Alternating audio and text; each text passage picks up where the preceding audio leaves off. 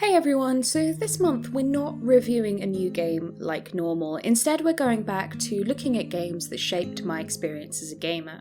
Now, this is the third video of its kind that I've done, and I recommend you go watch why walking simulators are important and my look at the Mass Effect remasters after you finish this video. These are the games where I personally feel like they shaped how I now view gaming. They may have had a personal link to me, or they may have somehow shaped my view of the world, and they're just the games that I really freaking love and feel like everyone should at least have some understanding of, or at least know of.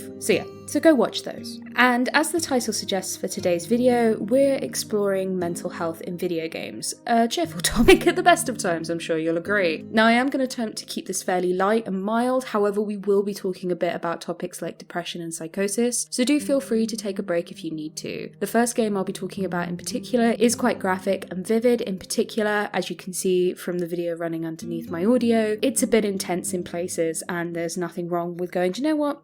Not today. Maybe later. So, mental health in video games. Let's start at the beginning-ish. Unfortunately, like its sister medium of film, early uses of mental health in gaming usually were for shock and horror effect and not necessarily positive representations. You know, crazy people are scary, and we have a long history of demonizing and violently reacting to their existence. Therefore, enemies in games who are mentally ill will cause unease, if not terror. We've all seen a horror movie or read a book that was particularly interested in how people who have mental health issues are scary, they're unpredictable, they're uncertain, and these things have frightened us and confused us for several thousand years.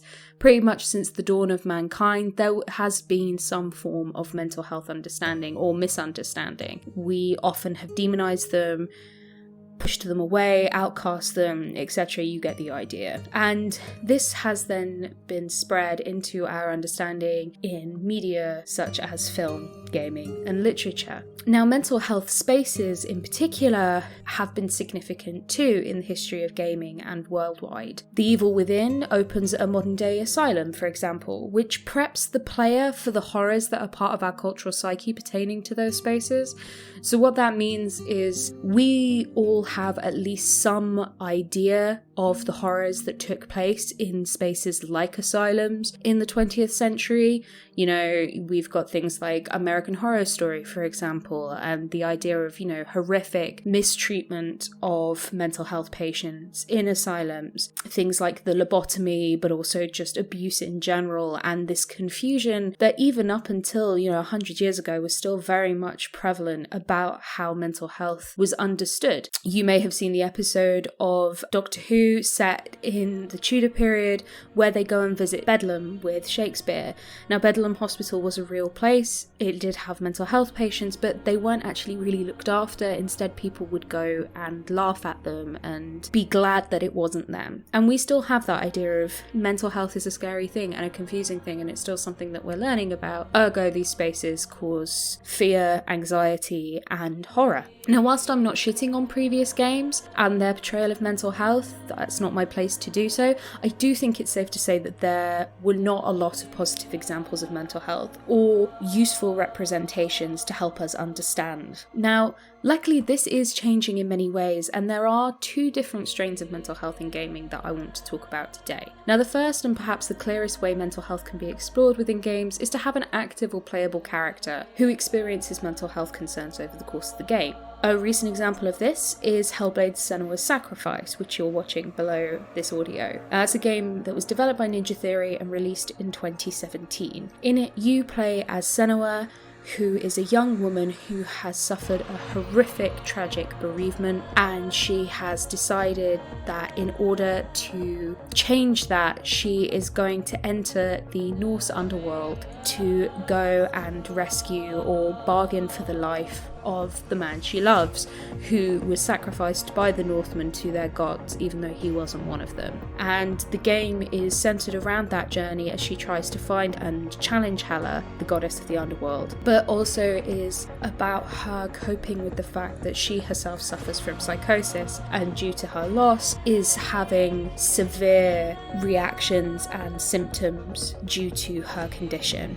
Now, Ninja Theory worked with a group of neuroscientists, mental health professionals, and also people who have psychosis in order to make the experience more believable, but also respectful. So they weren't just interested in, let's have a character with psychosis so that it's really scary because you're hearing these voices as she is doing, and you're having visions and hallucinations as she is doing, and that's scary, and that's all we need to know. They wanted to understand a little bit more about how it would feel and what a realistic representation should look like. Now, obviously, it's not going to be perfect, it's still a game, and I don't think there's a way that you can 100% accurately portray such a condition, but they go a long way to working towards it. The game is best played wearing headphones so that you really get this idea of the voices being kind of surrounding you and this idea that they're never quite far away. It's a game that I struggle to play for more than 45 minutes to an hour maybe at a time because it is so intense. It's a beautifully constructed game. It's also exceptionally terrifying at the same time, not just because of the condition that Senua has, but also for the other elements of the game going into it. But it is a game I really, really recommend people play because it is just beautiful, and it goes a long way to showing what we can do while still being respectful of certain people's experiences and understandings of life. That being said, this isn't a game that I think you should play if you yourself are unwell, because I think it can cause quite significant distress, and it's also not going to help you overcome anything. Which leads us to the other type of game that are related to mental health I want to talk about today. Now, the other side to what gaming has to offer from a mental health point of view lies in how they can help alleviate symptoms in some cases. That game company, which is the name of the company, by the way, I'm not just forgetting what they're called, that's their name. That game company, for example, have sought to challenge game tropes since their first game, Flow, which came out all the way back in 2006. Yet their true masterpiece from a mental health perspective, for me personally and for a lot of other people, came in the form of Flower, a speechless and textless game where the player controls the wind to collect petals and bring colour to a dark world. The game was designed to stimulate positive emotions, and players have reported a sense of calm caused by its lack of complex controls, gentle music and soft animation. I love playing this game. I've introduced it to my nephews who are all under the age of 10 because I think it's a really nice game that doesn't ask a lot of you but has a lot of rewards. A similar game is Abzu, which I think is another one for when you are feeling stressed and you just need a chill. I talked a lot about this in my review of Omno recently, but these games don't even have a puzzle element necessarily. They don't have any kind of mechanics that are gonna confuse you, upset you, that are set to challenge you necessarily. It's more just about feeling relaxed, calm, etc.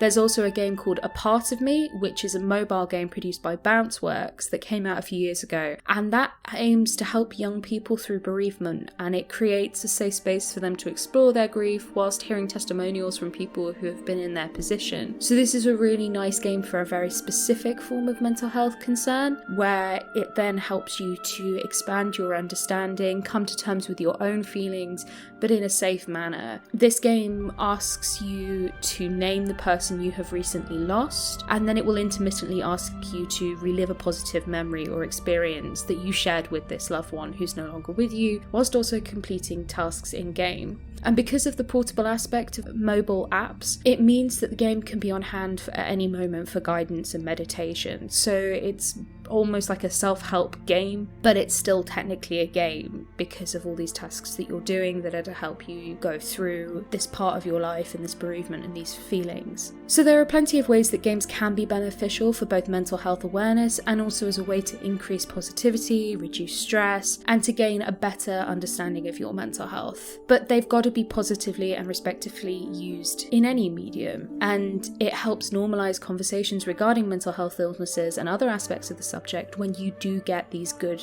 forms of it. Hellblade, Senua's Sacrafice, for example, opens up this idea of what can gaming actually do to have these other types of conversation and have these types of narrative that are very different and include very different types of people, because games can be a serious medium. They can talk about things like mental health problems, domestic abuse, bereavement, anger, and still be treated seriously. And I think that's something that in the next handful of years games, we're going to start seeing much more. You're already seeing it much more subtly in games such as the most recent God of War, where grief was very much a part of the game. It was never really fully addressed. It wasn't a game that was specifically about grief. It was still a very classic game, but it also incorporated these ideas of grief and also toxic masculinity, and that's what I'm really excited to see more about in games. And I'm so glad that games like Senua can be made nowadays and be critically acclaimed and well received, because they are handling such serious subjects, and in the future are paving the way for more serious subjects to be talked about.